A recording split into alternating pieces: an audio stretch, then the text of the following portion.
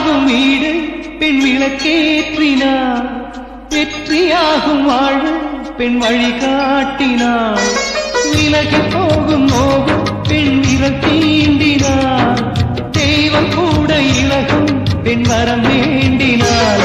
இங்கு ஆணின் பின்பலம் என்றுமாகும் பெண்பலம்.